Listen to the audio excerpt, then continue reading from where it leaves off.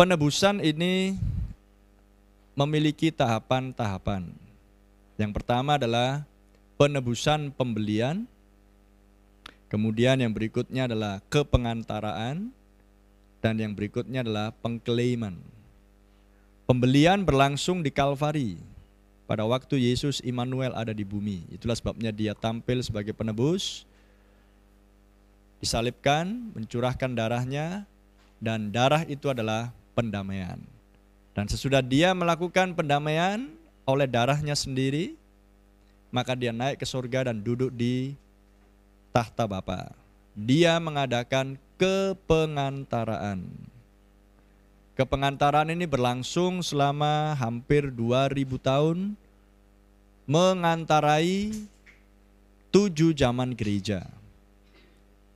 Dan kemudian sesudah dia selesai melakukan kepengantaraan, maka dia akan turun dari surga untuk mengambil tahtanya sendiri di kerajaan 1000 tahun sebagai anak Daud.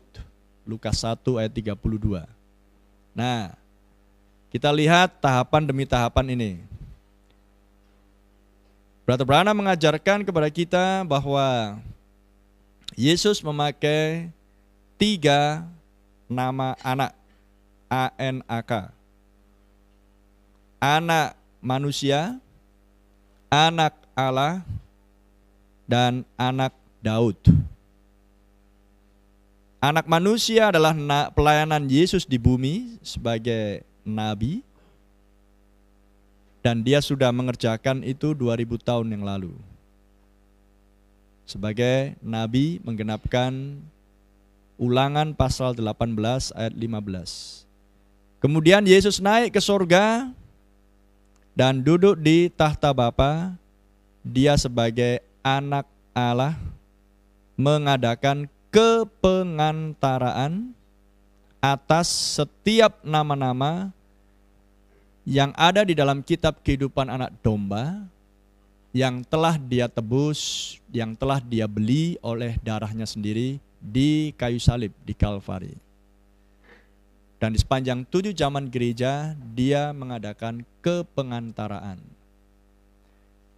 Kemudian dan di periode, di dispensasi kepengantaraan itu dia disebut anak Allah. Itulah dispensasi anak Allah. Namun di bumi dia menyatakan dirinya dalam rupa Roh Kudus. Roh Kudus yang dijanjikan untuk diam di dalam orang-orang yang ditebus. Ya kan?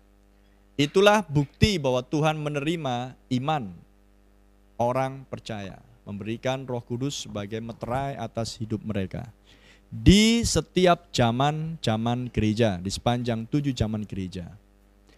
Dan kemudian Yesus pada waktu di bumi, dia sudah berjanji dan bernubuat di Lukas pasal 17 bahwa anak manusia akan menyatakan dirinya sama seperti di zamannya Nuh dan di zamannya Lot, Sodom. Itu artinya adalah pelayanan anak manusia akan tampil lagi di bumi ketika dunia sudah sama seperti zamannya Nuh dan zamannya Sodom.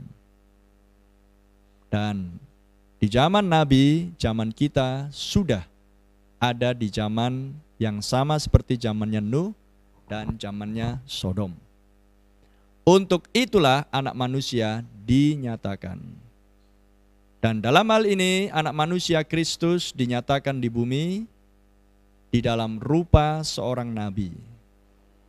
Menggenapkan Maleakhi 4, Elia akan datang. Menggenapkan Matius 17, Elia akan memulihkan. Dan Elia yang dimunculkan Tuhan di bumi adalah seorang yang bernama William Branham. Dan sebagaimana tugas Elia adalah untuk memulihkan, maka pelayanan William Branham sebagai seorang nabi adalah menyingkapkan misteri ketujuh guru, dan ketika tujuh guru itu tersingkap secara nyata, itulah yang memulihkan hati anak-anak Allah kembali kepada Bapa-Bapa Pentakosta Apostolik. Haleluya. Bukan William Branham yang memulihkan, tapilah Kristus sendiri. Sebab Kristus adalah kepala gereja. Dan gereja sudah jatuh di Konsili Nisea pada abad yang ketiga, maka gereja dijanjikan di Yoel 2 akan dipulihkan kembali. Maka Kristus harus datang di akhir zaman di dalam rupa pelayanan anak manusia. Maka dengan tampilnya Kristus di zaman ini sebagai anak manusia, maka dengan demikian pelayanan dispensasi anak Allah kepengantaraan sudah berakhir. Amin. Dan ingat, masa kepengantaran adalah 7 zaman gereja.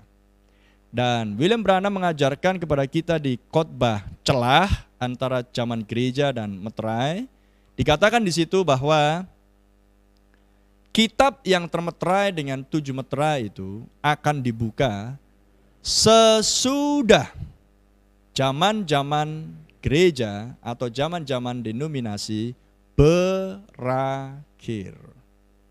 Maka dengan demikian Kristus turun ke bumi, bukan tubuh fisiknya, tetapilah teofani Yesus, menggenapkan Wahyu 10 ayat 1 dan 1 Tesalonika 4 ayat 16, Tuhan sendiri turun dari sorga, dan di bumi dia di dalam rupa seorang nabi William Branham, mengumandangkan ketujuh guru, untuk menggenapkan sunyi senyap selama setengah jam di sorga.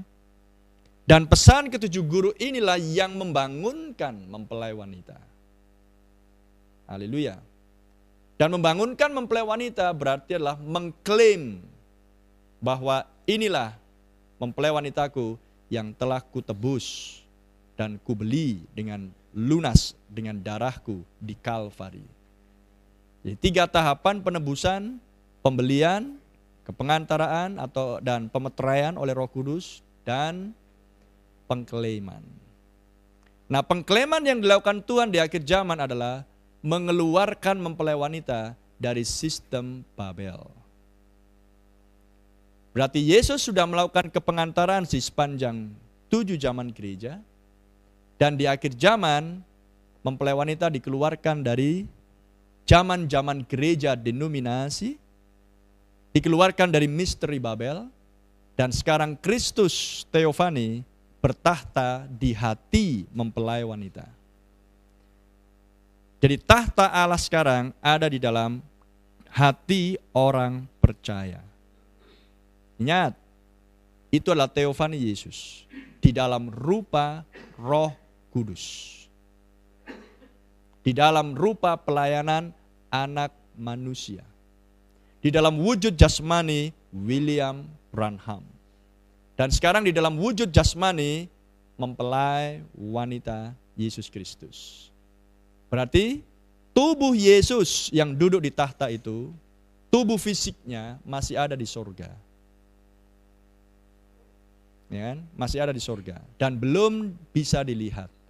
Bahkan William Branham pun ketika dibawa naik ke dimensi yang ke-6 tidak bisa melihat, sebab Yesus masih ada di dimensi yang lebih tinggi, yaitu dimensi yang ke-7.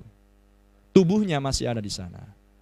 Dan tubuh itulah nanti yang akan turun untuk duduk di tahtanya, yaitu di kerajaan 1000 tahun. Seperti yang dijanjikan di Wahyu 3 ayat yang ke-21. Barang siapa menang, ia akan duduk di tahtaku bersama-sama dengan aku. Amin.